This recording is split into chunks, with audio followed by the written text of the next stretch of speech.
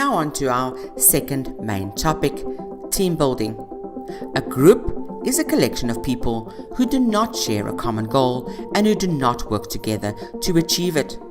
For example, a number of strangers standing in a lift is a group and not a team. A team can be defined as a number of people, usually in the same place at the same time, with the same general goals, who have the collective and coordinated skills necessary to carry out their purpose or goal successfully. This brings us to the difference between a work group and a work team. A work group is a group that interacts primarily to share information and to make decisions to help each other perform within his or her area of responsibilities. They do not engage in collective work that needs a joint effort. A work team, on the other hand, consists of a group whose individual efforts result in a performance that is greater than the sum of the individual inputs, a positive synergy that creates the potential for an organization to increase outputs with no increase in inputs. A team has 6 most important words, and the 6th most important word in a team is I admit I made a mistake. The 5th most important word, you did a good job. The 4th most important word, what is your opinion? The 3rd most important word, if you please. And the 2 most important words, thank you. The 1 most important word when in a team, we. The least most important word is I. A team can be viewed as a socially constructed phenomenon or linking mechanism that integrates individuals and organizations. We get different types of teams. Informal teams, which are generally formed for social purposes. They can help to facilitate employees' pursuits of common concerns, such as improving working conditions. Then we get traditional teams. Traditional teams are the organizational groups commonly thought of as departments or functional areas. Then we get problem-solving teams. Problem-solving teams are task forces that are formed when a problem arises that can't be solved within the standard organizational structure. Leadership teams, they are generally composed of management brought together to span the boundaries between different functions in the organization. Self-directed teams are given anatomy over deciding how a job will be done. These teams are provided with a goal by the organization and then determine how to achieve that goal. Virtual teams, technology is impacting how teams meet and function. Collaborative software and conferencing systems have improved the ability for employees to meet, conduct business, share documents, and make decisions without ever being in the same location. Motivate the importance of teams for achieving workplace goals.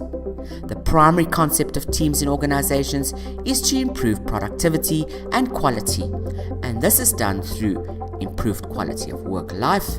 Effective teams frequently improve the quality of work life for their employers. Lower absenteeism and staff turnover. A satisfying and rewarding work environment helps to lower absenteeism and turnover. Increased innovation.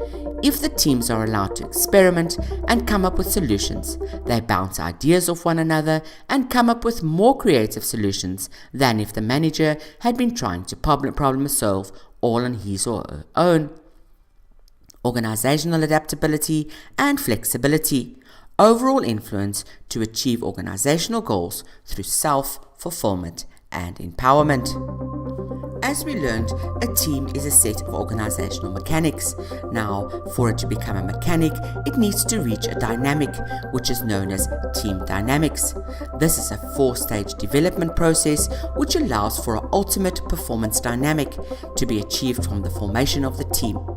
In stage 1, the forming stage, the team forms and members get to know each other.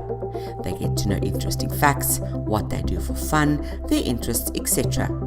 As a leader, it is important to assist the team in getting to know each other, making sure purpose of the team and task are clearly defined.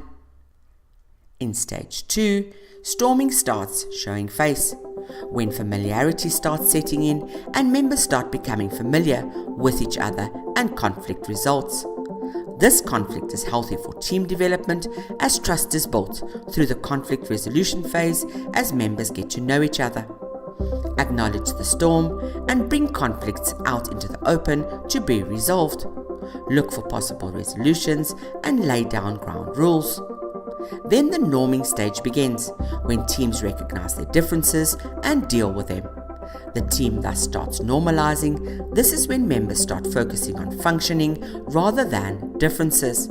This is when leaders need to acknowledge the normality and start of performance. Praise and motivation is very good at this stage. Finally, the team starts performing. It is complete, members are working together, and they show capabilities of performance. Conflicts, roles, and issues have been adjusted and resolved. This is when the team becomes highly effective and a performing unit. At this stage, the leader should motivate and praise on performance, at the same time monitoring and controlling any changes to keep the team functioning. And that's a wrap for our lesson on team building. A group is a collection of people not working toward a common goal. Teams are groups of people working toward a common goal. There is no I in team. Together everyone achieves more. Teams are constructed by linked mechanisms that integrate individuals into organizations.